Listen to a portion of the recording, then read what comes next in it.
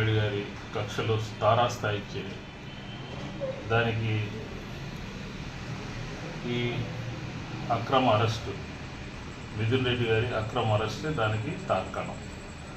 అసలు లేని మద్యం కేసుని సృష్టించి గందరగోళం చేసి వ్యక్తులను అరెస్ట్ చేసి చంద్రబాబు నాయుడు గారు లబ్ధి పొందాలి అని చెప్పిన ప్రయత్నం చేస్తున్నారు. దేనికి అసలు అనేక మంది అమాయకుల్ని ఇరికించి బలవంతంగా కొట్టి స్టేట్మెంట్ తీసుకుని అందరినీ ఇందులో ఇరిగించినటువంటి పరిస్థితి కనబడుతుంది.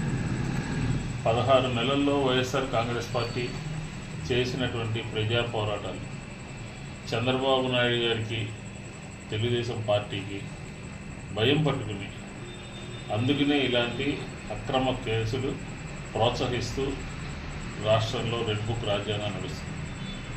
ఈ రాష్ట్రంలో దోపిడీ చేయడానికి అలా అది మళ్ళీ కంటిన్యూ అవుతుందా?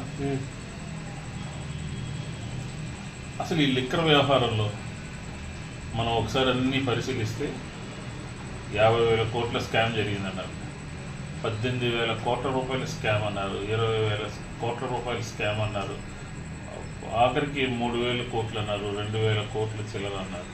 అంటే వీరి ఆరోపణలు కూడా ఎంత కట్టుకథలో ఆంధ్ర రాష్ట్ర ప్రజలందరికీ కూడా అర్థమైంది. దీనికి సంబంధించి కోర్టులు ప్రశ్నించినప్పుడు ఎక్కడైనా ఆధారాలు ఉంటే ఆధారాలు కూడా చూపించలేనటువంటి పరిస్థితి. నోటి మాటలతో కథలు, సినిమాలు, లిక్కర్ సినిమా ప్రజలకు చూపిస్తున్నారు. లిక్కర్ కేసులో ఇప్పటి వరకు కూడా ఎక్కడా కూడా ఒక్క రూపాయిని పట్టుకున్నటువంటి పరిస్థితి లేదు. 2-3 ఉద్యోగుల్ని బెదిరించి కొట్టి వారి మాటలు వాగ్మూలంగా తీసుకుని నమోదు చేసినటువంటిది ఈ లిక్కర్ కేసు. పార్టీ బలంగా ఉండగలదని ఆ పార్టీలో పనిచేస్తున్న వారిని టార్గెట్గా చేసి అరెస్టులు చేస్తున్నారు. మిథున్ రెడ్డి గారు కానీ, లేకపోతే చెవిరెడ్డి భాస్కర్ రెడ్డి గారు కానీ, అలాగే సీఎం ఆఫీస్లో పనిచేసే ధనంజయ రెడ్డి గారు, ఓఐజీ గారు కానీ, ఇతర అనేక మంది. ఇది ఖచ్చితంగా దర్యాప్తు సంస్థలు, కోర్టులు చేస్తున్న ట్రయల్ కాదు. ఇది పూర్తిగా చంద్రబాబు ప్రభుత్వం కక్షతో చేస్తున్నటువంటి రాజకీయ ట్రయల్, వారి ఎల్లో మీడియా చేస్తున్నటువంటి ట్రయల్.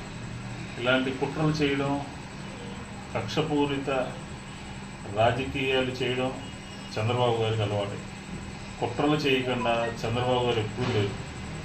ఆ రోజు ఎన్టీఆర్కి వెన్నుపోటు మొదలైన కుట్రలు తర్వాత అనేక దశల్లో, అనేక రూపాల్లో కనిపిస్తాం. అన్నిటికంటే ముఖ్యమైన విషయం ఏంటంటే 7 కేసుల్లో బెయిల్పై ఉన్నటువంటి చంద్రబాబు నాయుడు గారు తన మీద ఉన్న కేసులన్నింటినీ వాటికి సంబంధించినటువంటి దర్యాప్తులను నిర్వీర్యం చేసి మరోవైపు వైఎస్ఆర్ కాంగ్రెస్ పార్టీ మీద కక్ష సాధింపు రాజకీయాలతో, కుట్రతో ఇలాంటి కేసులు నమోదు చేస్తున్నటువంటి పరిస్థితి తెలుసు. ఇప్పుడు జరుగుతున్నటువంటి లిక్కర్ వ్యవహారాన్ని కూడా ప్రజలు చూస్తున్నారు. కాబట్టి వైఎస్ఆర్ కాంగ్రెస్ పార్టీ చంద్రబాబు చేస్తున్నటువంటి కుట్రలను ఛేదించుకుంటూ ఈ స్థాయికి ఎదిగింది. ఎన్ని కుట్రలు పన్నినా, ఎన్ని కుతంత్రాలు పన్నినా, బలవంతంగా ఎన్ని అక్రమాలు చేసినా వైఎస్ఆర్ కాంగ్రెస్ పార్టీ బలపడుతుంది. ఎవరికి వేటికి భయపడేది లేదు. ఈ దుర్మార్గాలని ఖచ్చితంగా వైఎస్ఆర్ కాంగ్రెస్ పార్టీ ఎదుర్కొంటుంది అని చెప్పారు.